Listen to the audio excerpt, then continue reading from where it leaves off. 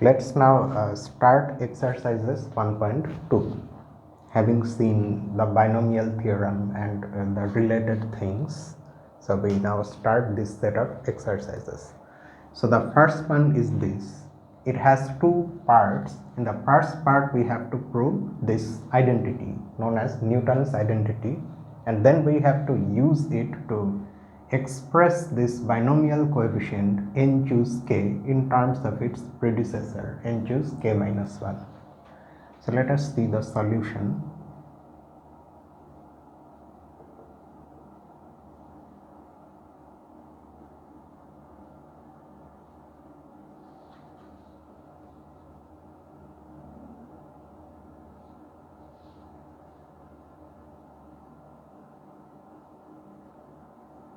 So here we directly use the definitions of these binomial coefficients. So the first one will be n factorial divided by k factorial times n minus k factorial times the second one will be k factorial divided by r factorial times k minus r factorial. So this becomes, these two terms cancel each other and we are left with this n factorial divided by n minus k factorial times r factorial times k minus r factorial.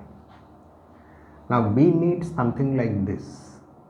So that means we will need n minus r factorial in the numerator, which is not there. So we have to bring it somehow, and that means if we multiply the numerator by n minus r factorial, we have to divide also. I mean, we also have to multiply the denominator by the same thing.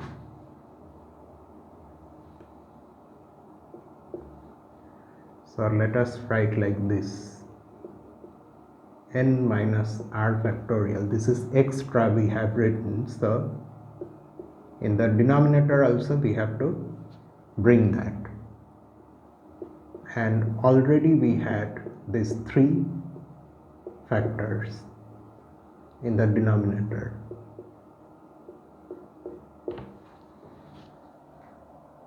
Okay, now we need n choose r, so that means we need n factorial, r factorial and n minus r factorial. So we can write them separately.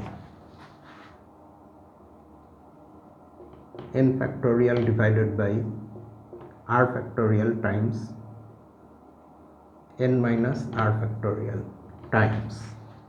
So what is left? N minus r factorial in the numerator, and these two things we have already taken, and we have n minus k factorial k minus r factorial. So this part becomes n choose r, that is this factor. For the remaining things, we can rewrite these expressions in a slightly more clever way, and we can write k minus r factorial, and this factor n minus k factorial we can write in its place n minus r minus k minus r factorial, because these two minus r's will vanish, they will cancel each other, and we will be left with n minus k factorial. And now you can see that the second factor becomes n minus r choose k minus r. Also keep in mind that to make this binomial coefficients meaningful, we have these inequalities. Without them, these are not necessarily meaningful. For example, if r becomes greater than k, then this has no meaning. Okay, so that is part A. Now in part B, we have to derive this formula from Newton's identity. For that, what we do,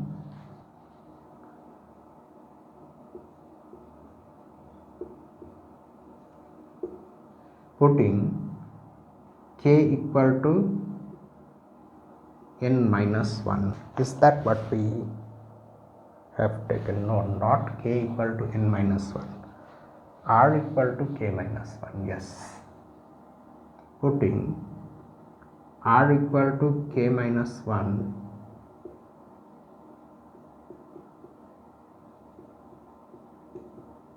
in Newton's identity,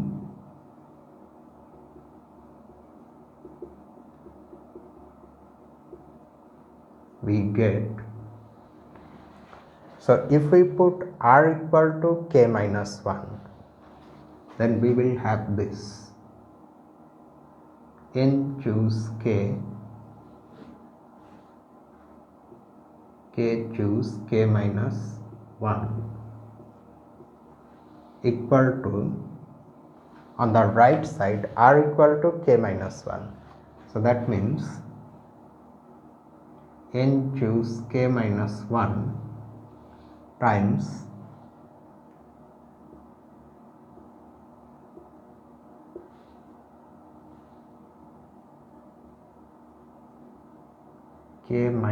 k minus 1. Okay. This we can simplify a little. In fact, we can simplify the equation itself, or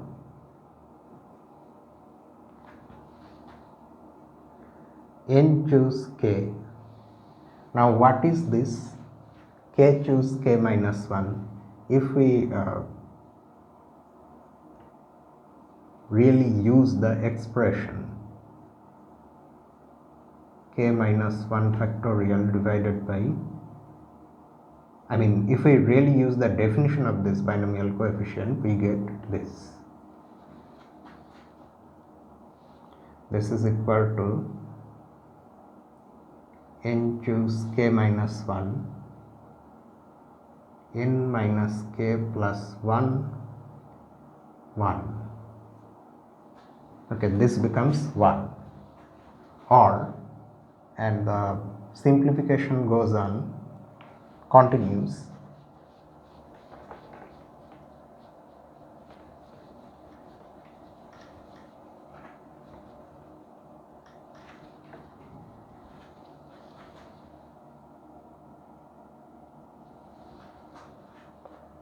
Okay, so the left hand side becomes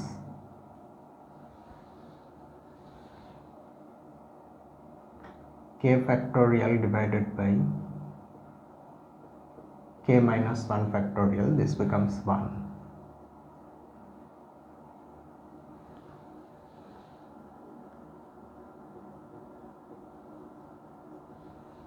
Now this, if you really calculate, it becomes n minus k plus 1.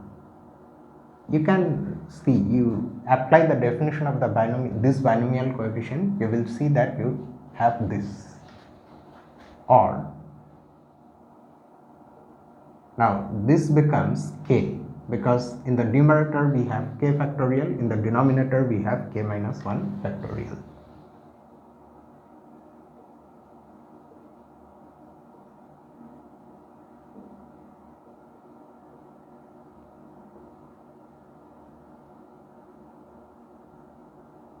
Now we are almost there. Or this.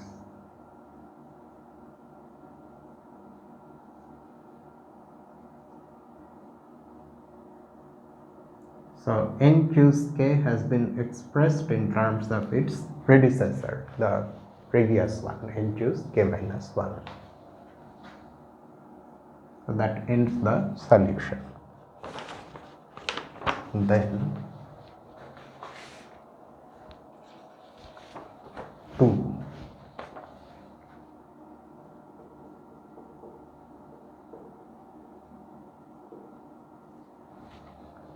Exercise 2. If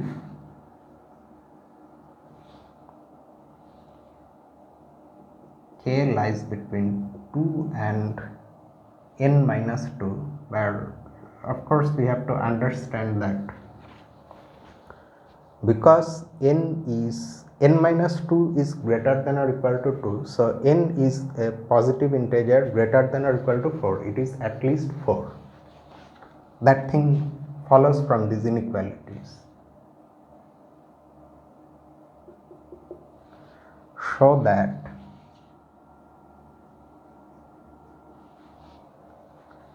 n choose k is equal to n minus 2 choose k minus 2 plus 2 times n minus 2 choose k minus 1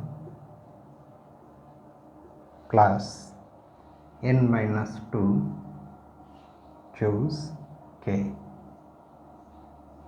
Oh, and that thing, the minimum value of n that we were talking about, it is given. N is greater than or equal to 4.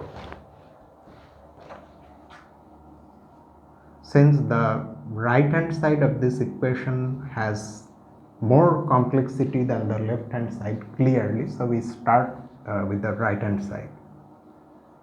We have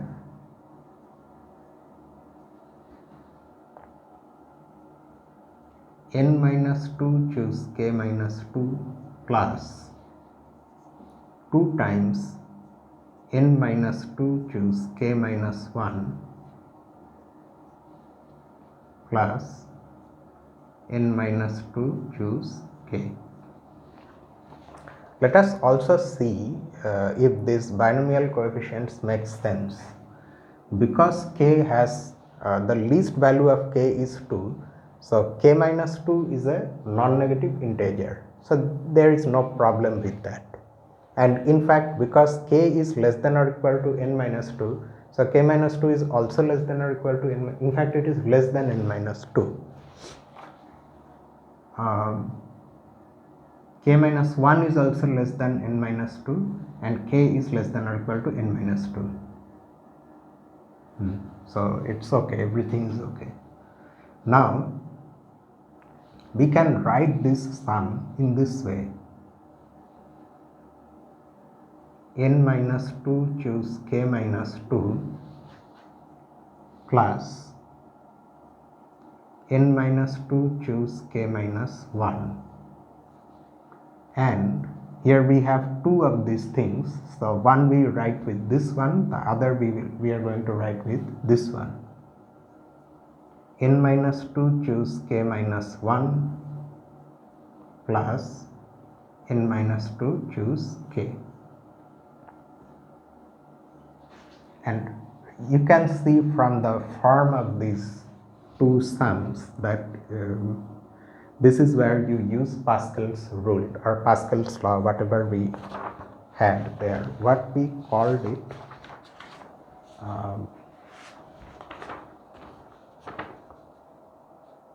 Pascal's rule, from which we have Pascal's triangle, that configuration.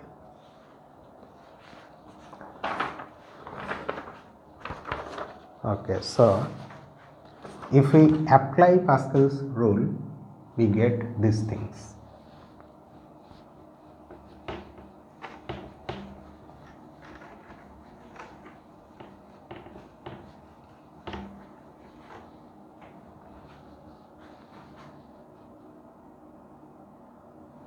The number that we have on top, that gets increased by 1.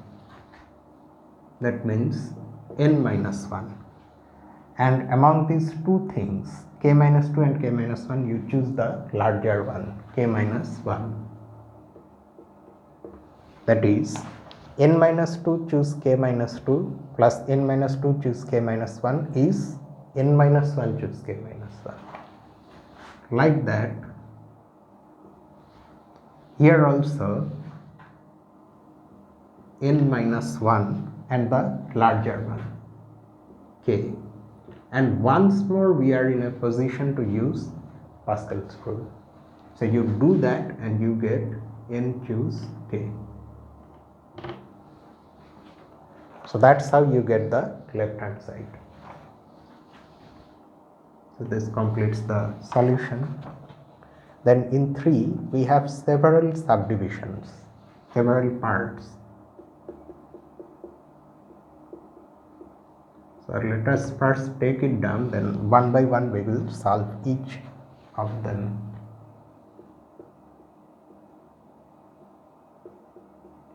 For a positive integer n, derive each of the identities below.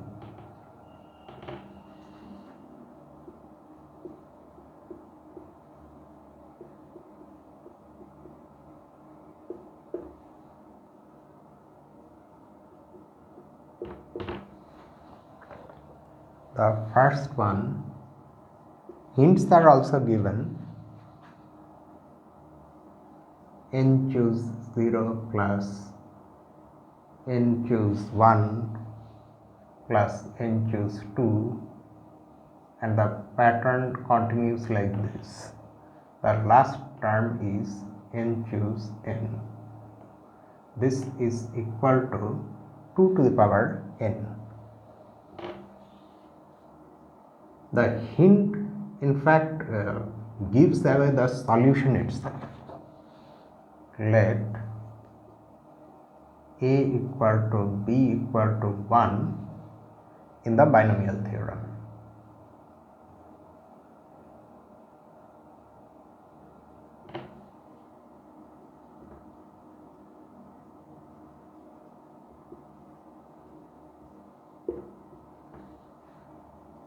Then part B, here we have a similar sum but an alternating one. N choose 0 minus n choose 1 plus n choose 2 and so on. The last term is minus 1 to the power n times n choose n. We have to show that this is equal to 0.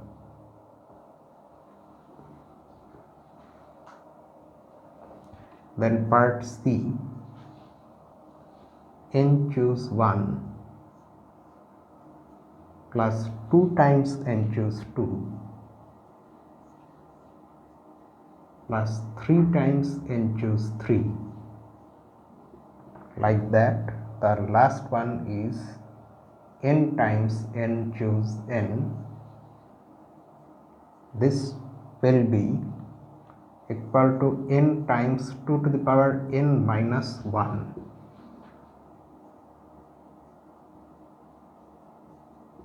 Here the hint is this. Elaborate hint: after expanding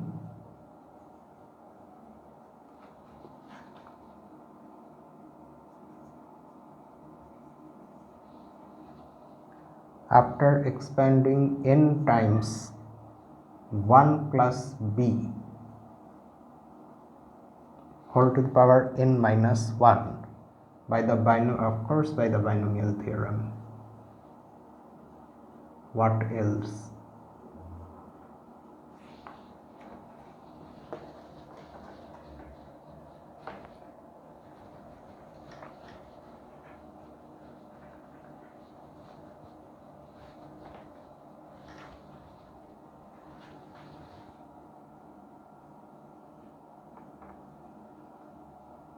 By the binomial theorem, let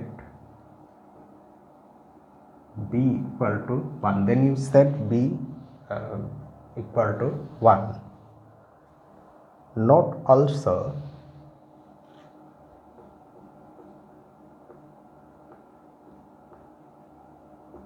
that n times n minus 1 choose k is equal to k plus 1 times n choose k plus 1, a small binomial identity, an identity involving binomial coefficients which has to be used here. Then we have more parts. Part D, n choose 0 plus, let me refill this first.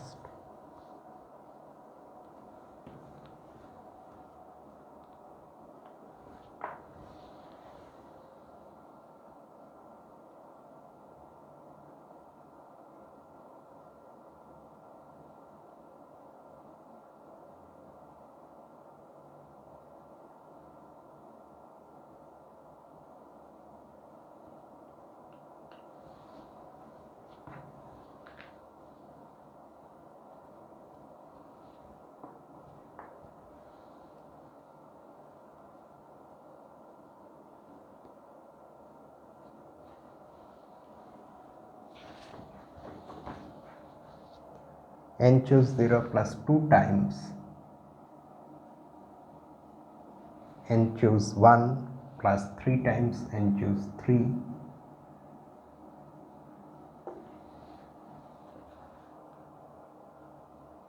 No, 2 times n choose 1. Okay, see, I was going to make a huge mistake. I started writing that one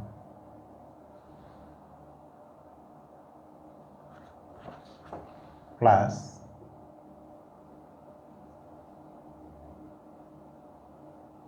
two to the power n times n choose n. This is equal to 3 to the power n. This is very easy. It's just like part A, another a different expansion. E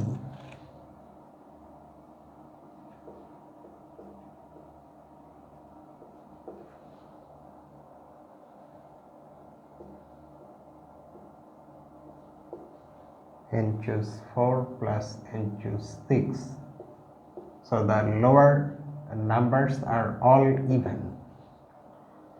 This doesn't mean that the sum is an infinite series. It means that it ends wherever we run out of even integers. That is, it goes to that term, that the last term is n choose the largest even integer less than or equal to n.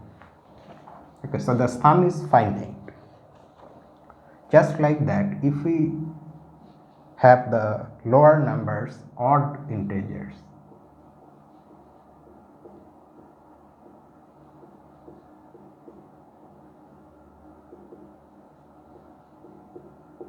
and so on, then the answer is this.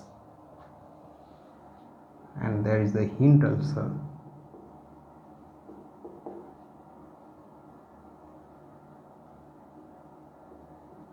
Use parts A and B. There is a reason for keeping these problems in the as parts of the same exercise, because you can use some of them to derive others. And then if the last one, n choose 0 minus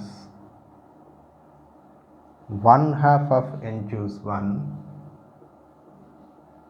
plus 1/3 of n choose 2, and it goes like this, and the sum is also alternating, that also has to be seen, plus the last one is n plus 1 times n choose n. This is equal to 1 over 1 plus n.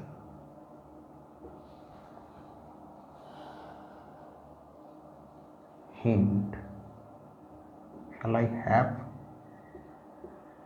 place to write the hint? And okay, I have some space there also.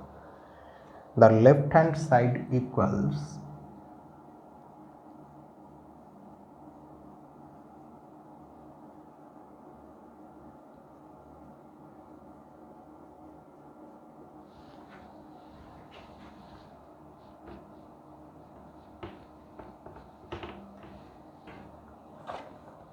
equals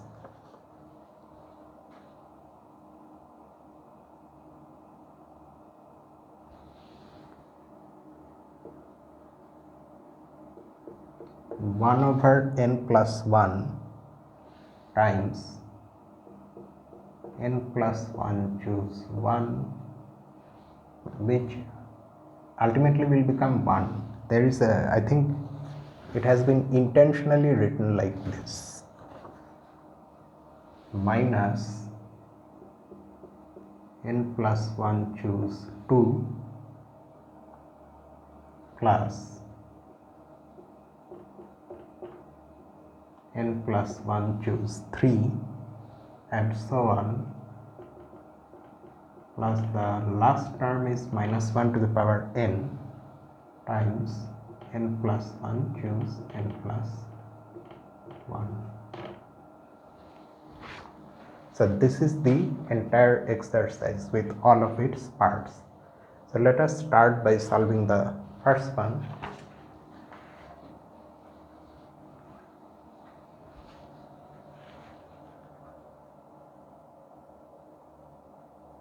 Okay. So in the first one, pretty much we just have to follow the hint, that's all.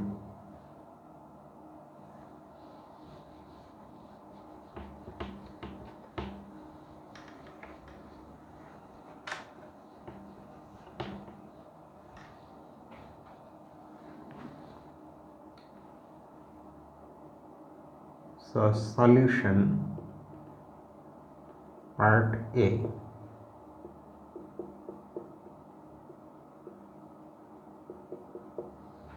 We know that for any real numbers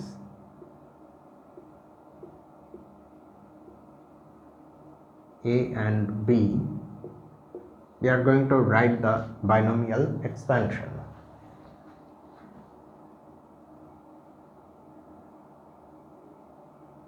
N choose 0, a to the power n plus n choose 1, a to the power n minus 1b plus n choose 2. How many terms they have written here? Up to 2.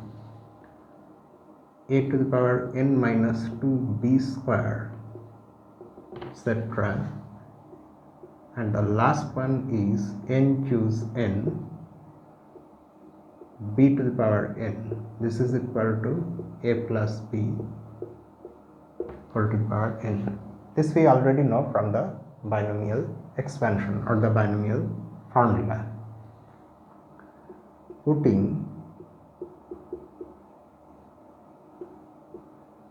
a equal to b equal to 1,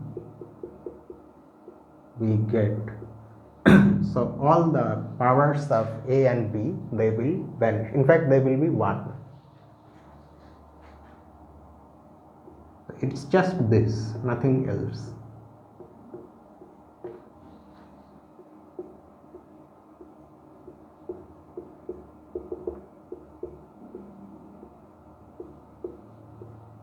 And on this side we have this, which is equal to 2 to the power n. So we get the first one, B.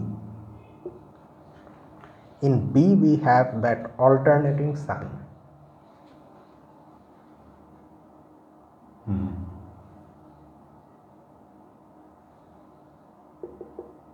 Let us give it some sort of symbol.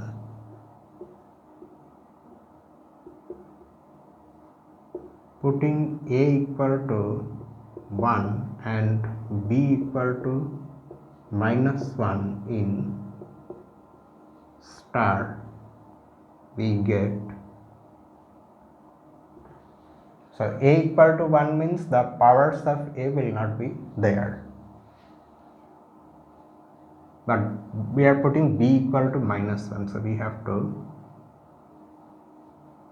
carefully write the terms for b, plus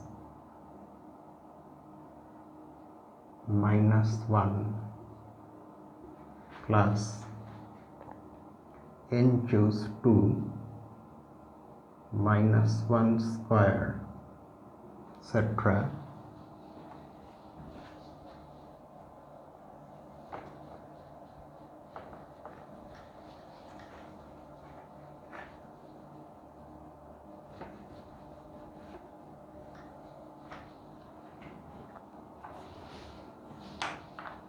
So the last term will be n choose n b to the power n.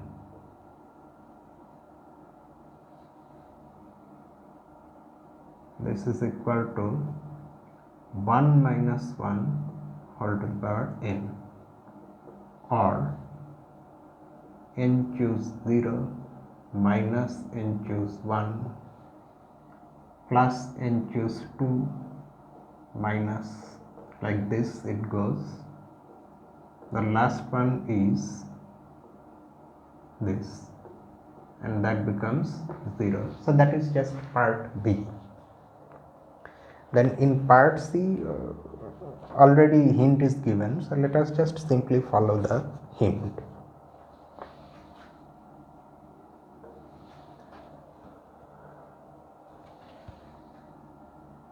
The binomial theorem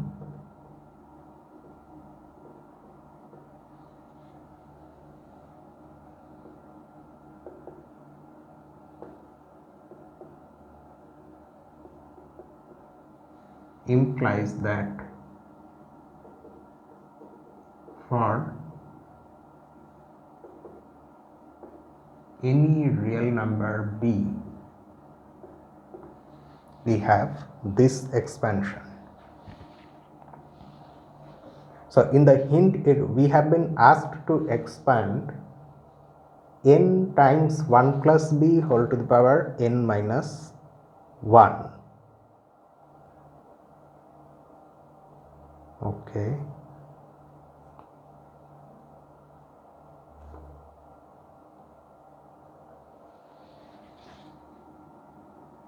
N times 1 plus b whole to the power n minus 1. So if we do the expansion, then we get this. N minus 1 choose 0 plus n minus 1 choose 1 b plus n minus 1 choose 2 b square, etc. plus n minus 1 choose n minus 1 b to the power n minus 1. That's what we get. Then we put b equal to 1. Okay.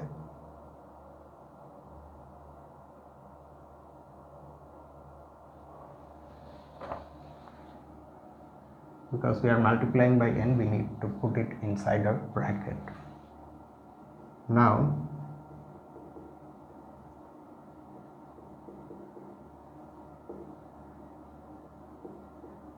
b equal to 1, we get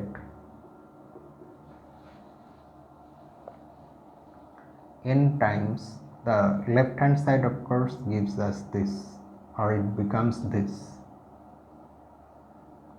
and the right hand side becomes n times n minus 1 choose 0 plus, let's multiply all the terms by n.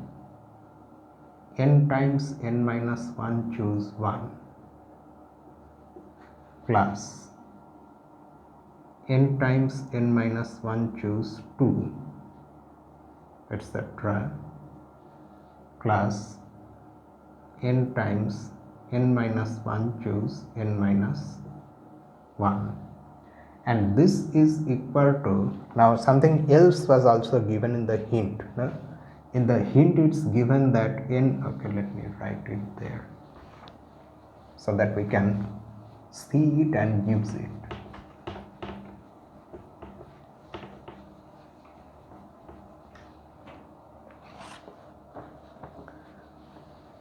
N times n minus 1 choose k is equal to k plus 1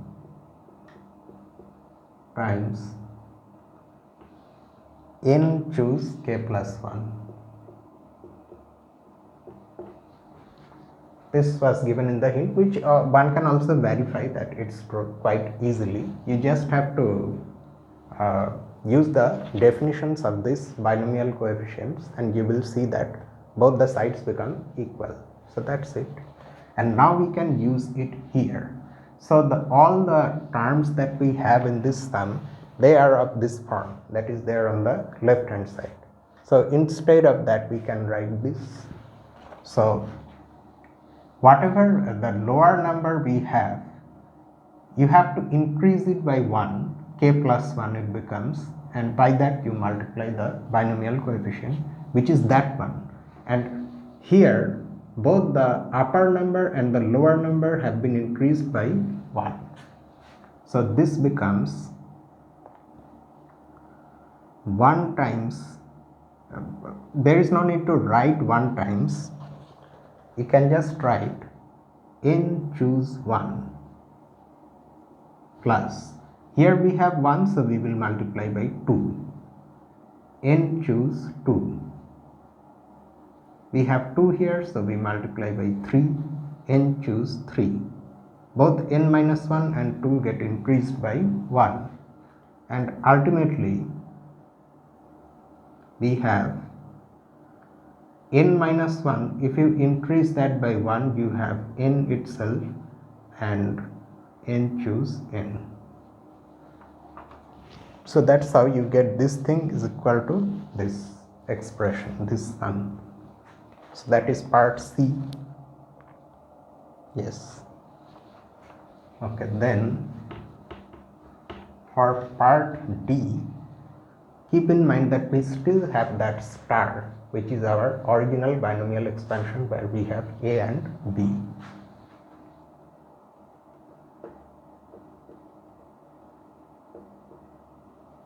Putting A equal to 1 and B equal to 2 in star, we get, okay, so if we put A equal to 1 and B equal to 2 in our original binomial expansion, then n choose 0, 1 to the power n plus n choose 1, 1 to the power n minus 1. We are writing these things so that we can understand the expansion, because we don't have that star with us anymore. N choose 2, 1 to the power n minus 2 times 2 square, etc., plus n choose n, 2 to the power n. This is equal to 1 plus 2 whole to the power n. Or now we were supposed to show that this is okay, yes. So n choose 0 plus 2 times n choose 1 plus 2 square times n choose 2, and the sum continues like this, and the last term is 2 to the power n times n choose n, and on this side we have 3 to the power n. So that's just it, that is part D. Then in part E,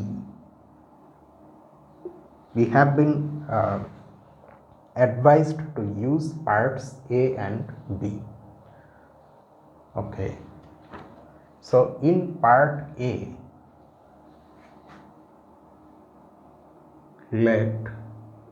to minimize the writing, let us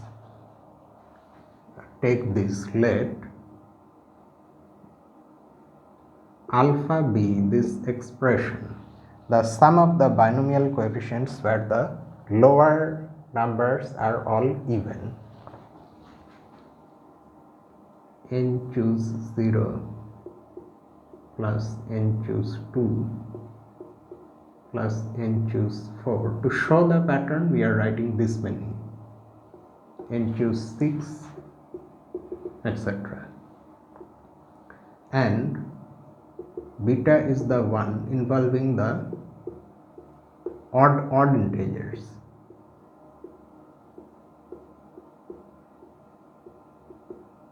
If we want, we can write another one, but there's no need, they haven't written. Okay. Now, by part A,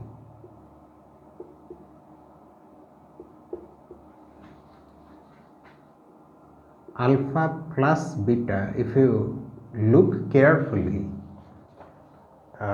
into the equation that we have, the thing that we had to prove in part A, if you look into that carefully, you will see that that thing is actually alpha plus beta, and that is equal to 2 to the power n. And by part B, alpha minus beta is equal to 0. So we can now use these two equations to find alpha and beta. If we add these two equations, we get 2 alpha equal to 2 to the power n. That means alpha is 2 to the power n minus 1. But alpha is also equal to beta, so beta is also 2 to the power n minus 1. So from these,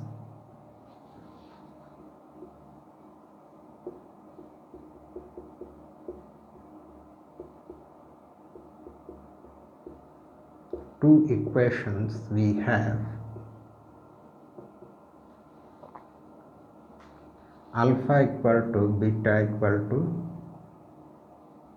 2 to the power n minus 1.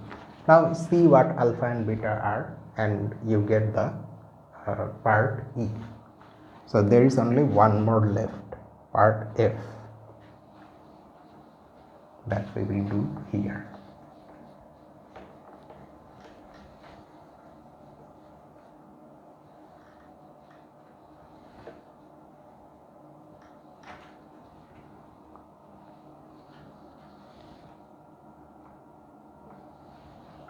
Okay, so in part F, we start with the complicated sum that we have, and we will try to get the left hand side. Or is it no, the sum itself is the left hand side and the right hand side is 1 over n plus 1. Okay,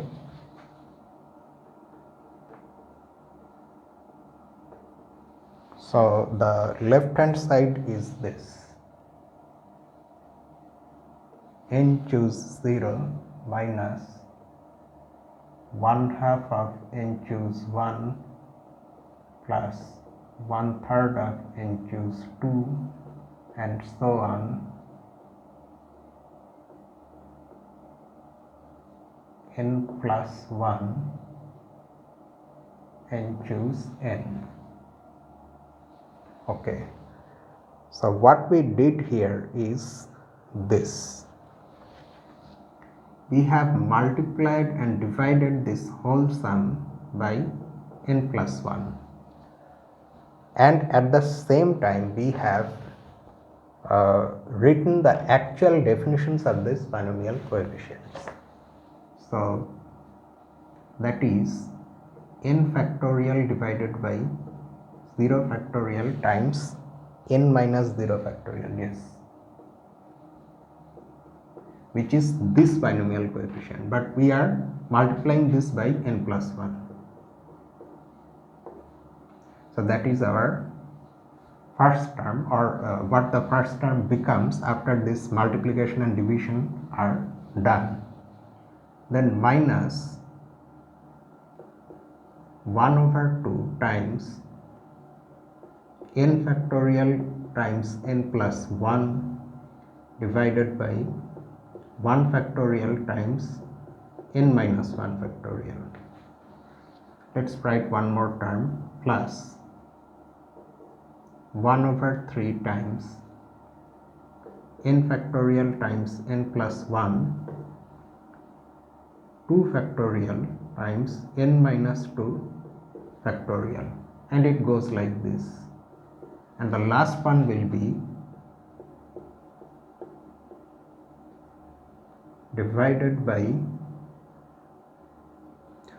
actually the last one will be, if you instead of thinking like that, since we have n plus 1 in the last term, you can think of that going outside. Or if you want, since we are multiplying by n plus 1, that will get cancelled with this one in the denominator, and we will have minus 1 to the power n. N choose n is 1, we already know that thing. So we keep this last term like this.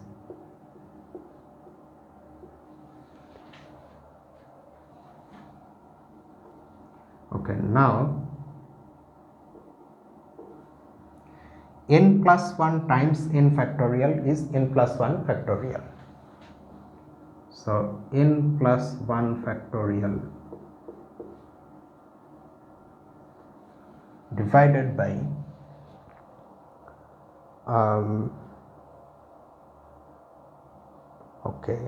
n plus 1 factorial divided by, we have what? N factorial. We have to write one more step. Fine, there is no problem with that. This becomes n factorial because 0 factorial is 1, and this of course is n factorial, minus, now watch this, in the numerator we of course again we have n plus 1 factorial. Now 2 times 1 factorial becomes 2 factorial, and we have n minus 1 factorial. One more term, n plus 1 factorial in the numerator, 3 times 2 factorial is 3 factorial, and n minus 2 factorial. For the last term, we can write this, because just like n choose n is 1, n plus 1 choose n plus 1 is also 1. Should not forget the bracket. Okay. Now the denominators can be written in a slightly different manner so that we get what we want. I am writing 1 factorial, which I can write because 1 factorial is 1. Now in place of n, what I do, I write n plus 1 minus 1 factorial minus n plus 1 factorial divided by 2 factorial. In place of n minus 1, I write n plus 1 minus 2 factorial plus n plus 1 factorial divided by 3 factorial, and here we have n minus 2, so n plus 1 minus 3. We are getting a pattern, notice that, and so on.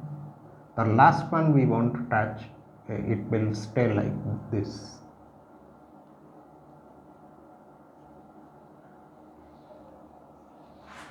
Okay, now what are these individual terms?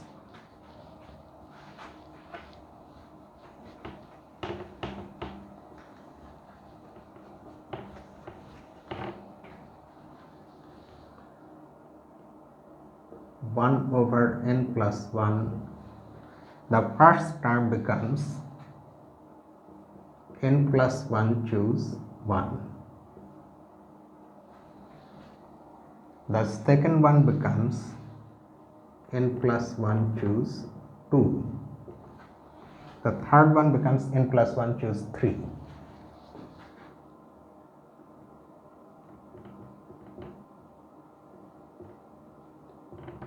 And so on. The last one is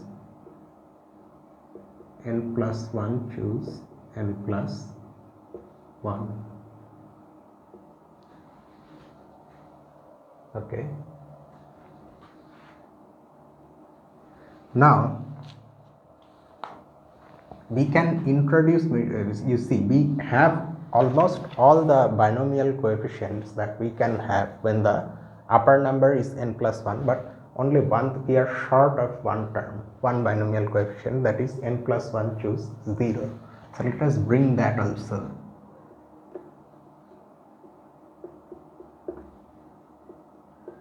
N plus 1 choose 0 minus, let's write the remaining, that is all the things in this manner, minus n plus 1 choose 1 plus, so that the binomial coefficients where even lower numbers are there, they get plus signs.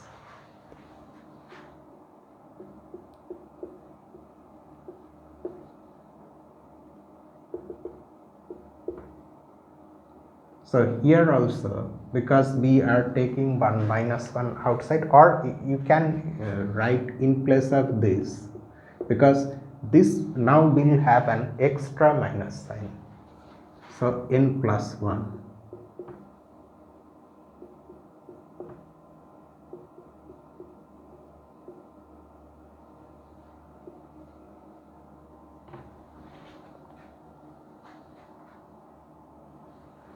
Now what was that? Part B. By part B, this sum within the curly brackets is 0.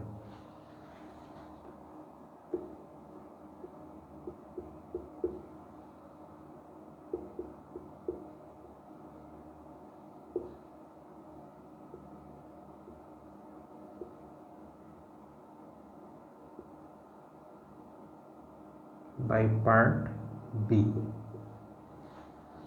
Okay. Now n plus 1 choose 0 is 1. So we have 1 by n plus 1. That's what we wanted to show. And this completes the third exercise. So let us now go to the fourth one. Just like the third one, it also has parts. Prove the following.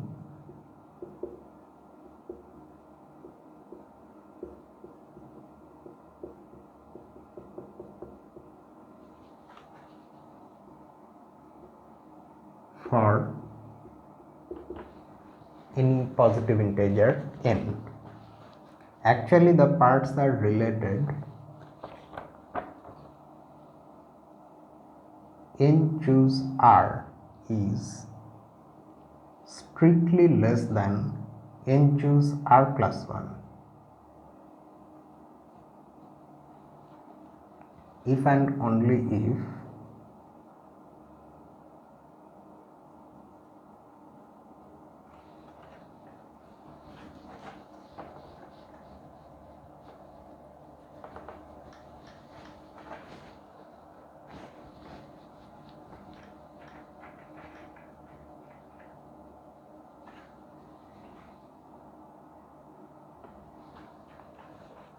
and only if r is an integer that is non-negative and is strictly less than 1/2 of n minus 1. Okay. Part B is just the opposite inequality. N choose r is strictly greater than n choose r plus 1 if and only if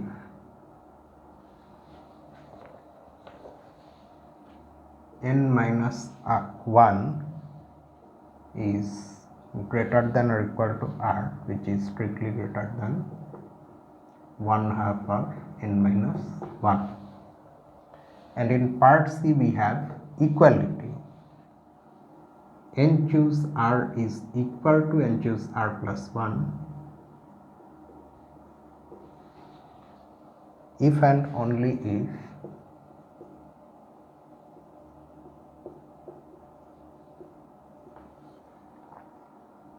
n is an odd integer and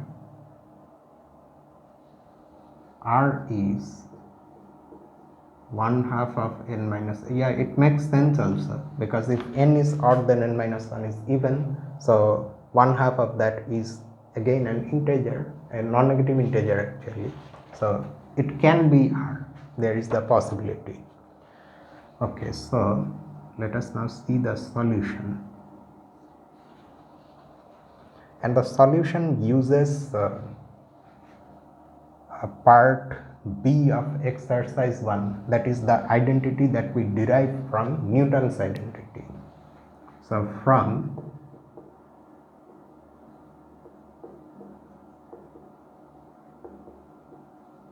exercise 1B we have this: n choose r plus 1 is equal to n minus r divided by r plus 1 times n choose r. So okay, so now you see we are using this thing because we are comparing these two binomial coefficients and they appear like this in that second part of the first exercise. So now whether this will be equal to this or greater than this or less than this, everything will now depend on what this thing is, this factor that is arising here. So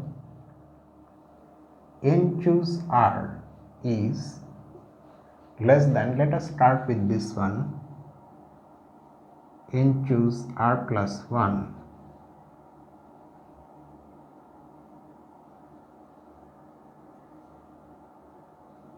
if and only if,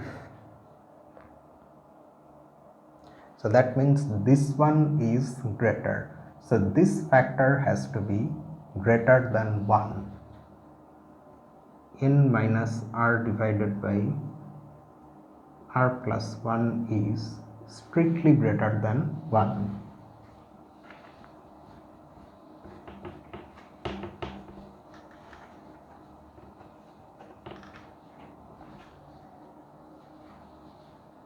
If and only if you want to write it like this to make it short, you can do so. Okay, IFF means if and only if.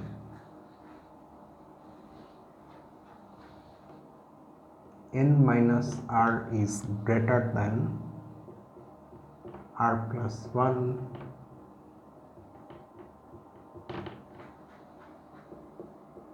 if and only if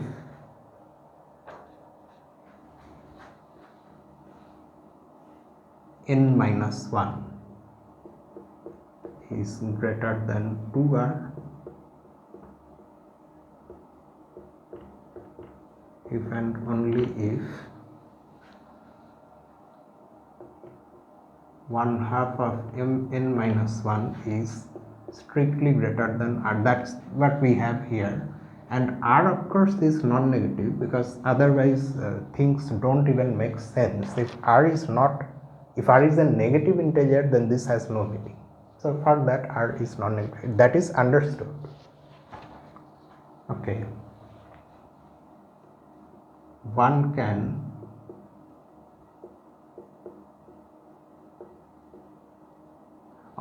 in fact, okay, let us just mention that this is part A.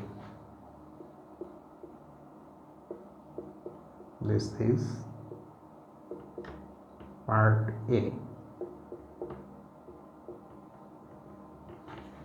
One can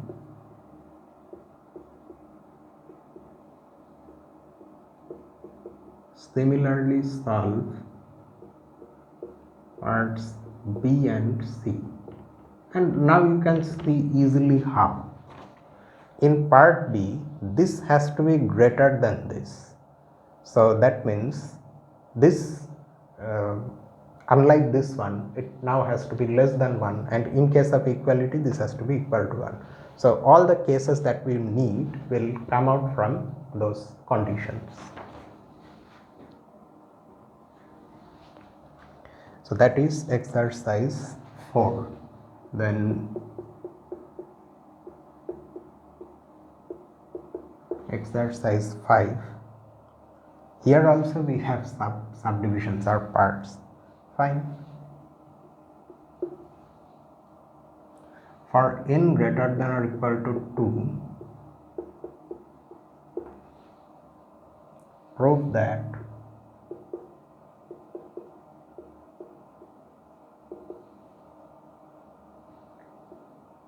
two choose 2 plus 3 choose 2. Okay, so here the upper numbers are also changing and the lower number is in fact fixed, plus 4 choose 2, like that up to n choose 2. This is equal to n plus 1 choose 3, and there is a hint: use induction and Pascal's rule.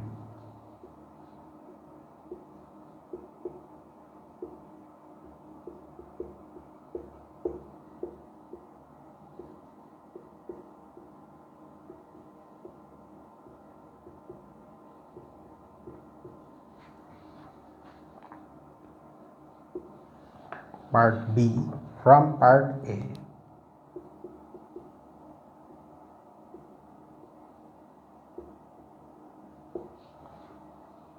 And the relation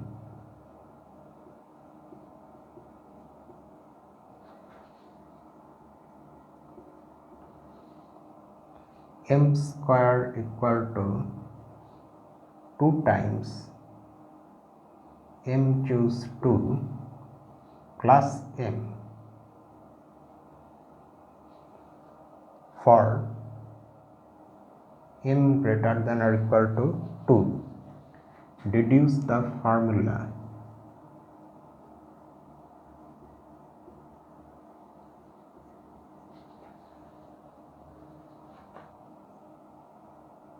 or sum of squares of the first n positive integers. We have already proved this using induction, but this way also one can derive it as a consequence of that thing which we will prove. N into n plus 1, we know this. N into n plus 1 times n 2n plus 1 divided by 6, and there is a part C also.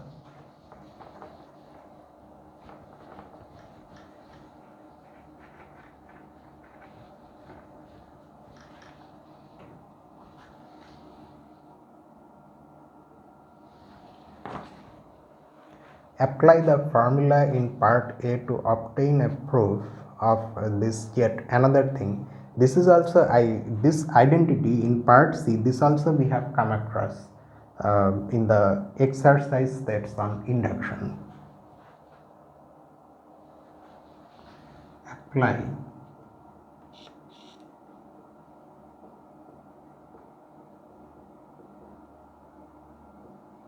the formula in part A to obtain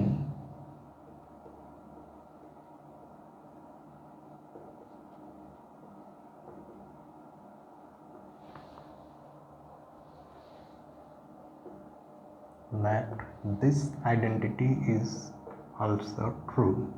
1 times 2 plus 2 times 3 etc. plus n times n plus 1 is n times n plus 1 times n plus 2 divided by 3. So let's see the solution. So to prove the first identity, we just have to use induction. So let us start.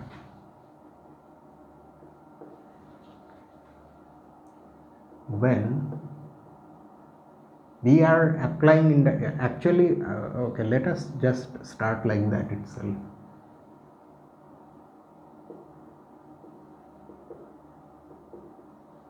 To prove the given identity,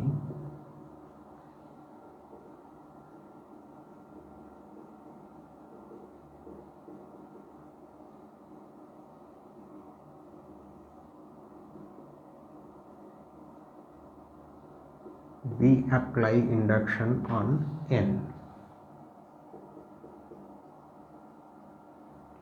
When n is equal to 1,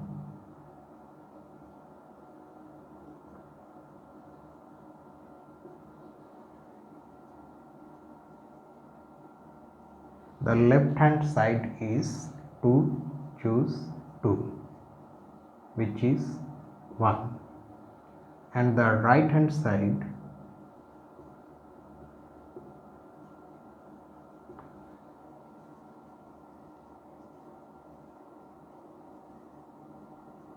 is what? Oh no, we cannot put n equal to, okay, because n is starting from, otherwise that thing will be meaningless. Sorry. So then this is not the left hand side. Then it becomes, or yes, this is the left hand side because n choose 2. What is happening to me? And the right hand side is 2 plus 1 choose 3, which is 3 choose 3, which is equal to 1. So it means that the identity is true for n equal to 1. I am not writing that. Okay, that is understood. You write that. Now assume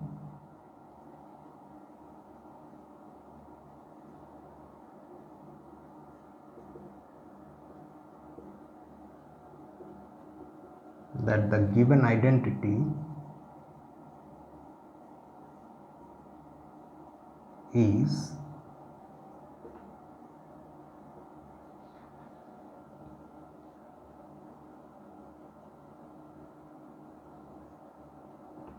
true for some positive integer n. Then we have to see what happens when we have n plus 1 in place of n.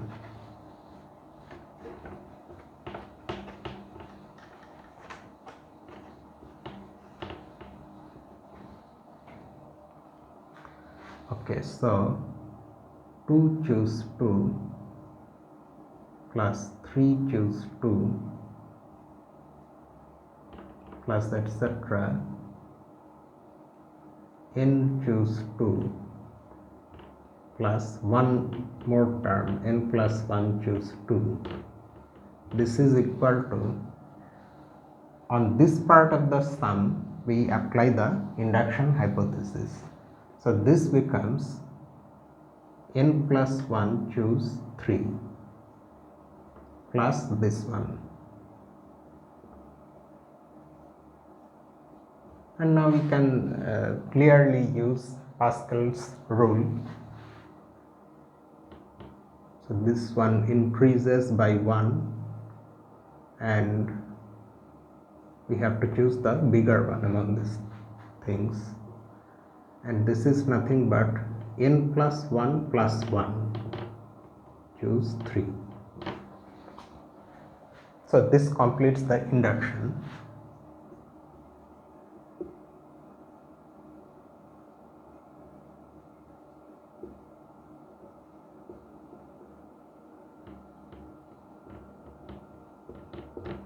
And proves our identity. Okay, so this is part A. Now we have to derive in part B that familiar sum of squares formula.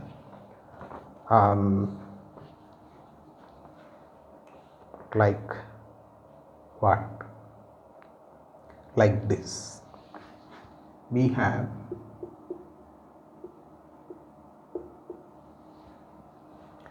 one square plus 2 square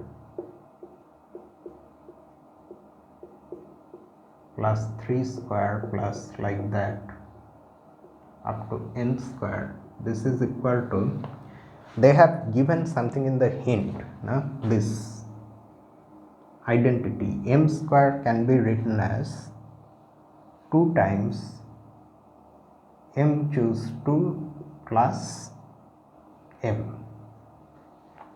So we are going to write all the squares using this expression differently. So if we do that, then what do we get? Let us keep 1 square as just 1, and in place of 2 square we are going to write 2 choose 2c2 plus 2. In place of 3 square we would write 2 choose 3c2 plus 3. Like this, in place of n square we would write 2 choose nc2 plus n. Okay. Now if we write all these things, if we rearrange the things, 2c2 plus 3c2 plus etc plus nc2 plus 1, 2, 3 etc up to n. Oh, but for that this one has to go. 1 plus 2 plus 3 etc up to n. So on this part we use part A for this sum. In its place we can write, what was it, n plus 1 choose 3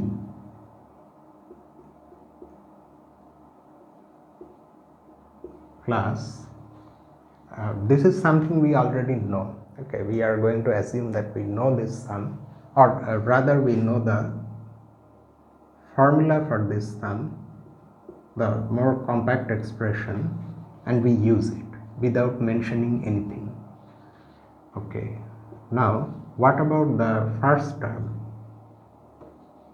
It becomes n plus 1 factorial divided by 3 factorial times n plus 1 minus 3, it will become n minus 2. No, is it n minus? Yes, it is n minus 2 plus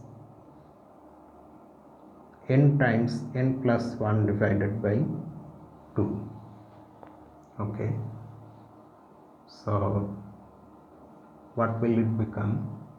If I write this thing as, we will have a 3 in the denominator because 2 and 2 factorial, they will cancel each other. Now we can write the numerator as n plus 1 times n times n minus 1 times n minus 2 factorial, which will get cancelled with the 1 in the denominator. So this is the first term, and the second term is this. Now we have to simplify this.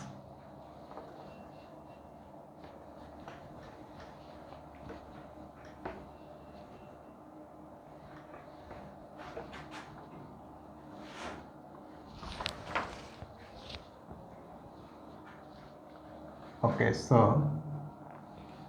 what are the things we can take? Okay, let me write n times n plus 1 divided by 6.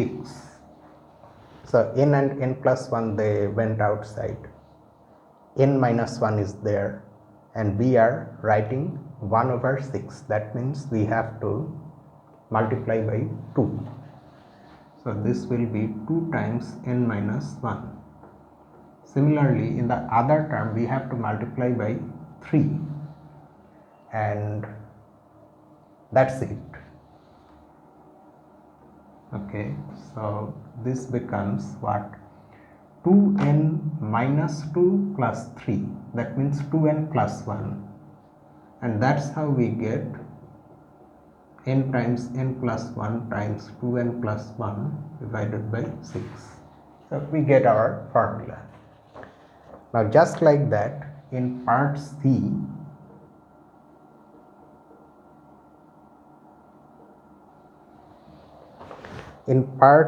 we have this sum: 1 times 2 plus 2 times 3 and so on, n times n plus 1. So this becomes what?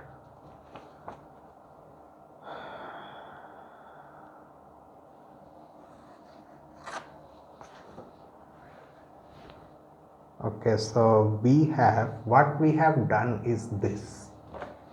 You see, in place of n times n plus 1, we can write n square plus n.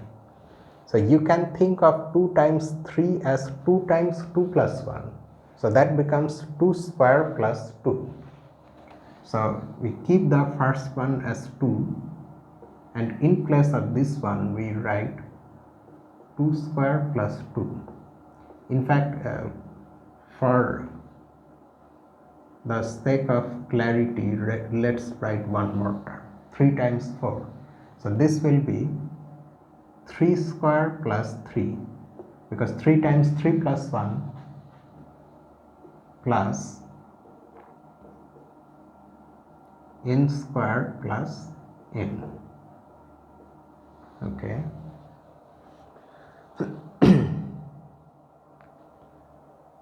And now these squares can then further be written like this, because we have been asked to use the identity in part A. Okay, so we have to again bring a sum like this: 2 choose 2 plus 3 choose 2 and so on. So what are we going to do here?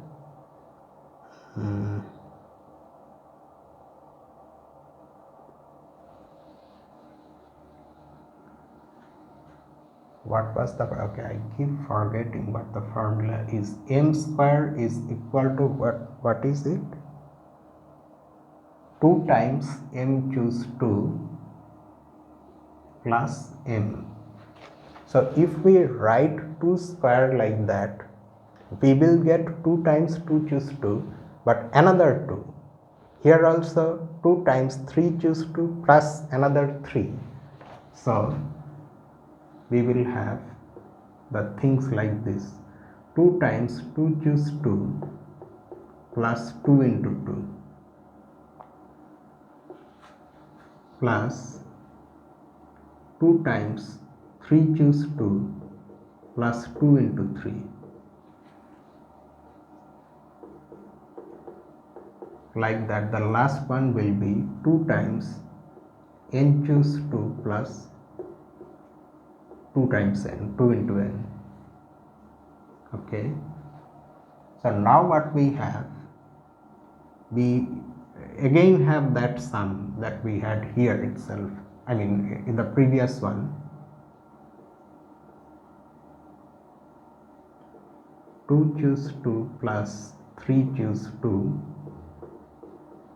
etc., plus n choose 2, plus this time instead of having just this sum, we have twice that sum.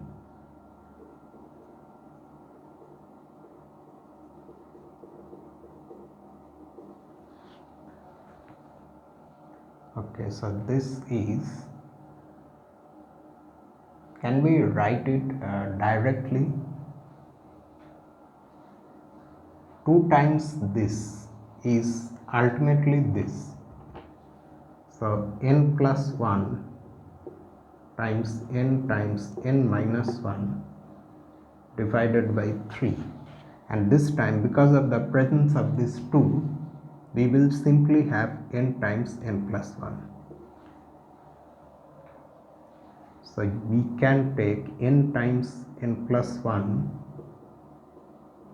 divided by 3 common out. We will then have n minus 1 because we don't have any 3 here in the denominator, so this will be the thing, and that is equal to, if you see, you get n into n plus 1 into n plus 2 divided by 3. So this is the expression we needed, and that completes the solution to the fifth one.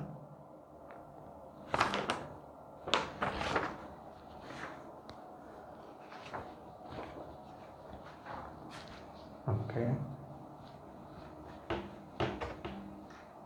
and let's move to the sixth one.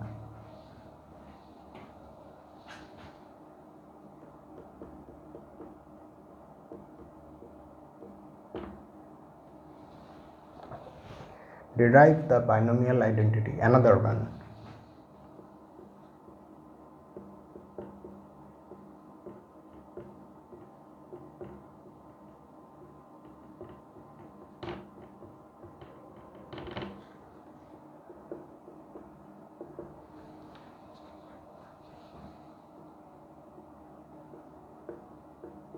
This time also the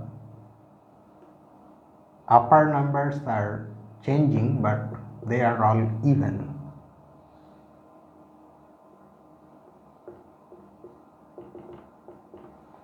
Plus 2n choose 2. This is equal to n times n plus 1. The easiest way to solve these things is, of course, induction. Without thinking of anything, you can directly apply induction and then try to do the proof. But here, because the things involved in these statements are after all binomial coefficients, so we would like to use some properties of these things and not just blindly do induction all the time. Hint: for an integer m greater than or equal to 2, also we can write these binomial coefficients like this.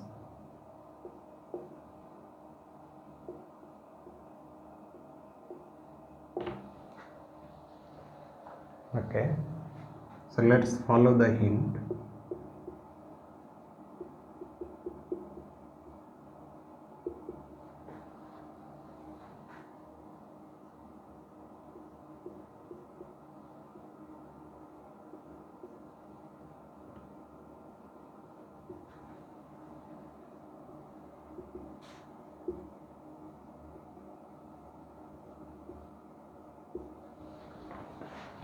Okay, so immediately we use the hint and change these binomial coefficients. 2 times, oh, we cannot do that to the first one can be no, because m has to be at least 2. So the change will start from the second term. Here the minimum possible value of m is 2, not 1. Okay, so anyway the first term is numerically it's just 1, plus this becomes 2 times 2 choose 2 plus 2 square plus 2 times 3 choose 2 plus 3 square. Okay, like that it goes. 2 times n choose 2 plus n square. Okay, so we can take these things together and write 2 choose 2 plus 3 choose 2 and so on up to n choose 2, plus we can use this one and in place of it we can write 1 square plus 2 square plus 3 square up to n square.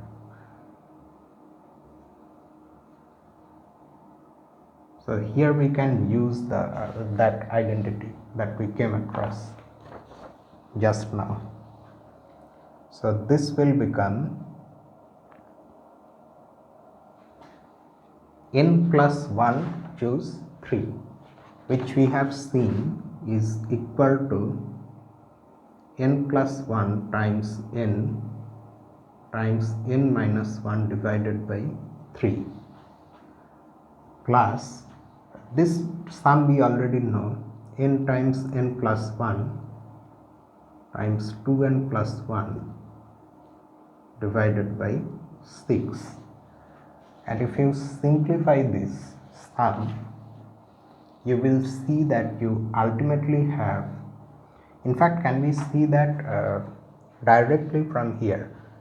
If one takes n plus 1 times n divided by 6 common out, then here we will have 2 times n minus 1, that means 2n minus 2 plus 2n plus 1, which is 4n minus 1.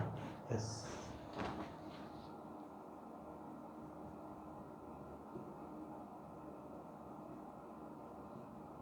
Divided by 6. So that is the 6th number.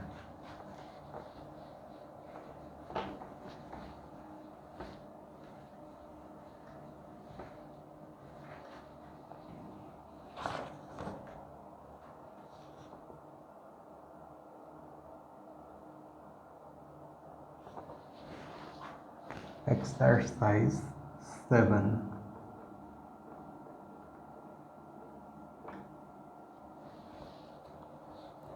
For a positive integer n,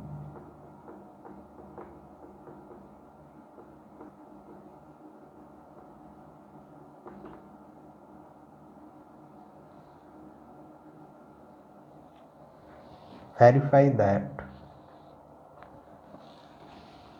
the sum of the squares of the first few odd positive integers 2n minus 1 whole square is equal to 2n plus 1 choose 3. No need to think much,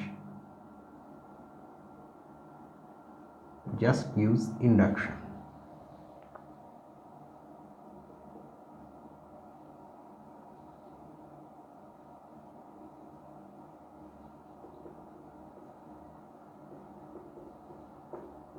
We apply induction on n, or shorter still we induct on n when n is equal to 1,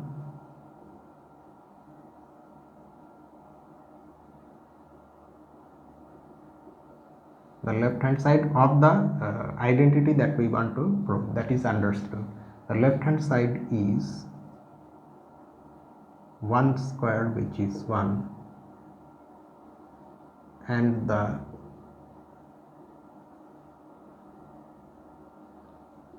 right hand side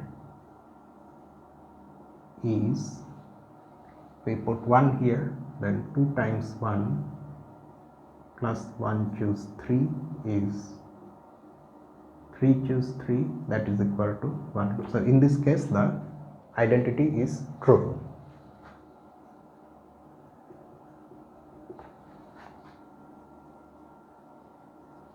Now assume that the identity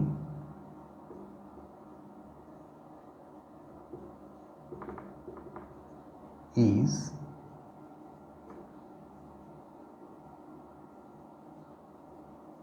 true for some positive integer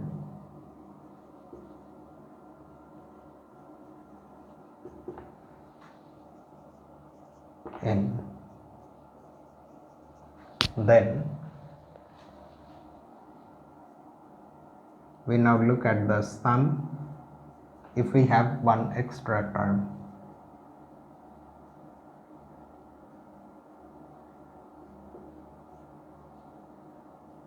The term after this can be obtained by putting n plus 1 in place of n, and we get 2n plus 1 whole square.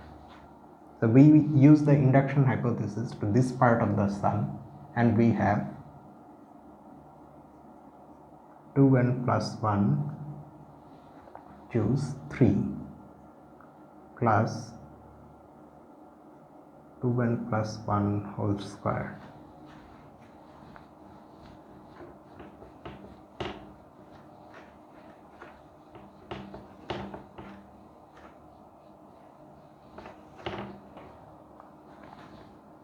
Okay, now there is no way of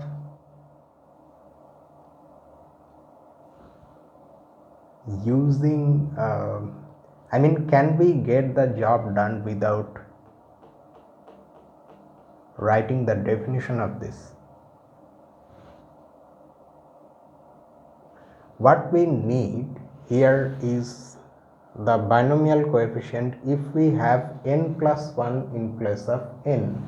That means we need here 2n plus 3. No, I think it's better to use the definition.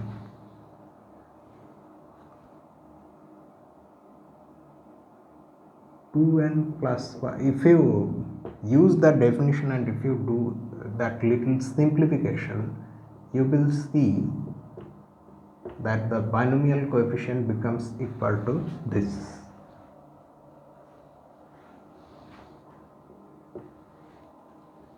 Plus 2n plus 1 whole square. Because we want to simplify the situation, so we haven't expanded this using the binomial theorem or using a plus b whole square formula. So let us take 2n plus 1 divided by 3 common out, and then inside we have, if we multiply, then we will have 4n square minus 2n plus 2n plus 1. Oh, and we have cancellation also. This is very nice. 2n plus 1 divided by 3. Give me a moment.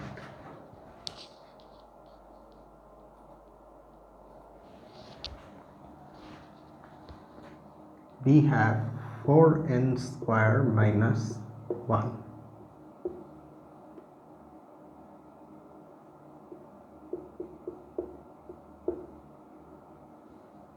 Now note that in place of 4n square minus 1, you can write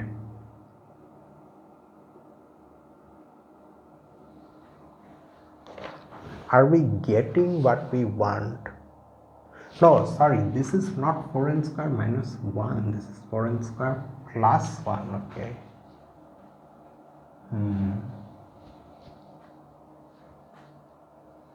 So if we had 2n plus 3 here, then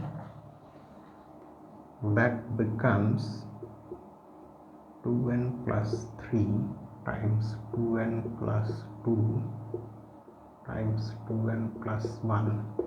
Have I made a mistake somewhere?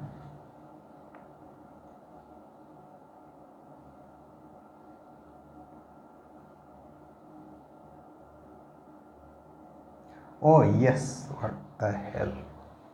We have 3 here, no? And I was being happy that there is cancellation. So we need to multiply this by 3. How foolish.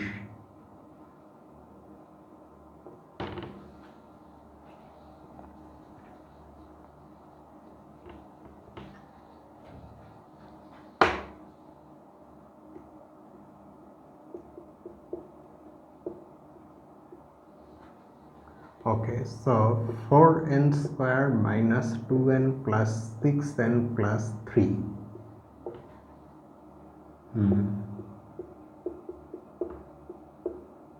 Divided by 3 times 4n square plus 4n plus 3.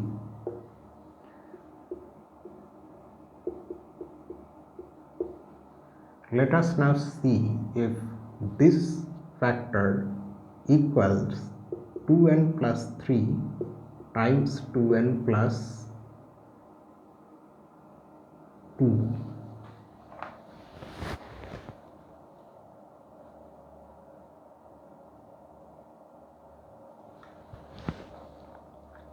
Again getting it wrong.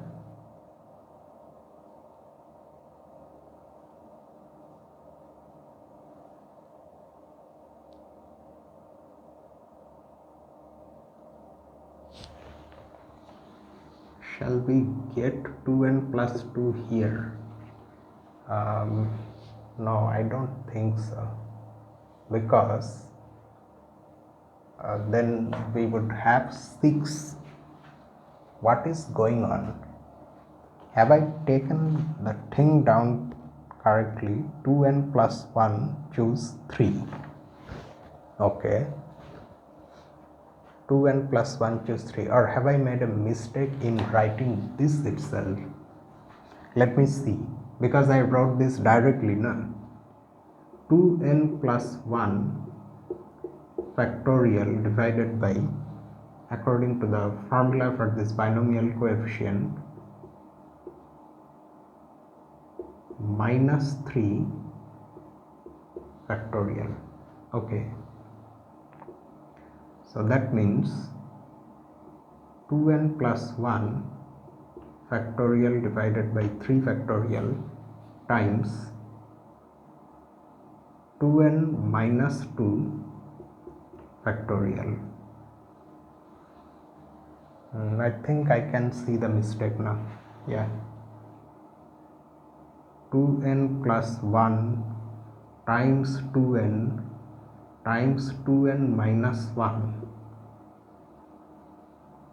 times 2n minus 2 factorial divided by 3 factorial, and 3 factorial is 3 into 2 into 1 is there, but that is not written.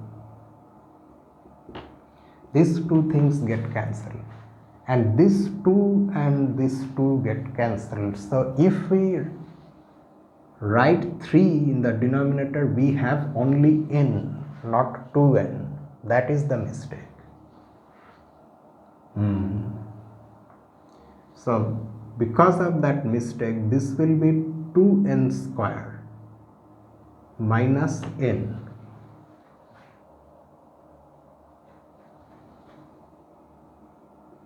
Two n square minus n.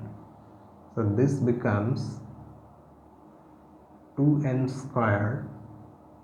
Oh, but then okay.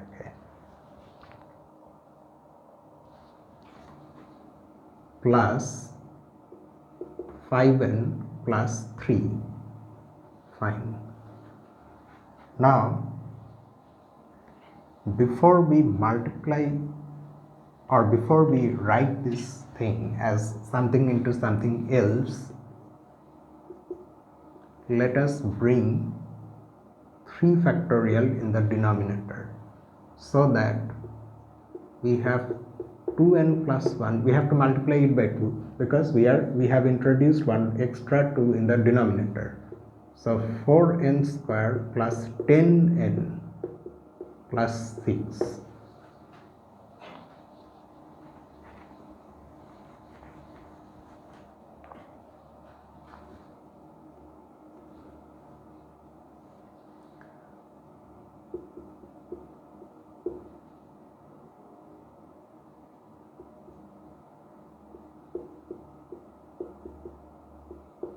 Now is this product, the product of this one and this one, equal to this? 2n times 2n is 4n square. 2n times 2 is 4n plus 3 times 2n is 6n, 10n plus 3 times 2 is 6, yes. And this is equal to 2n plus 3, choose 3, that is nothing but plus 1, choose 3. Now our calculation is correct. So this completes the induction and proves the identity. So see, just a little bit of mistake has made the whole thing go wrong.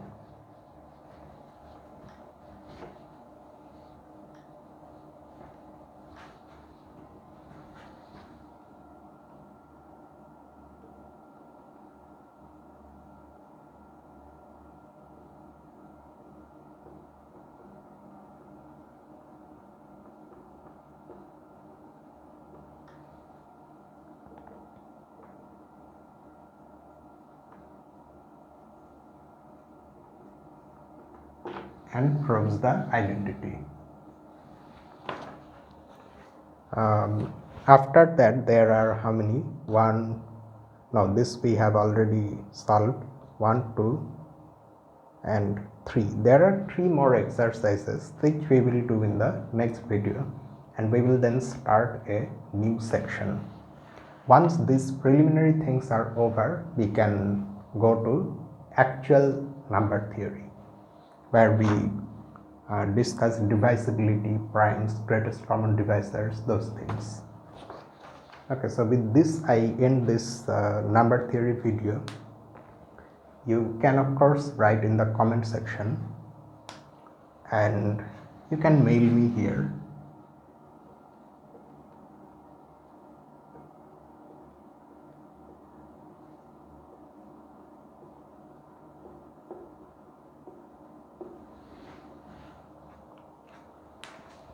And should I say those YouTube things, like, share and subscribe?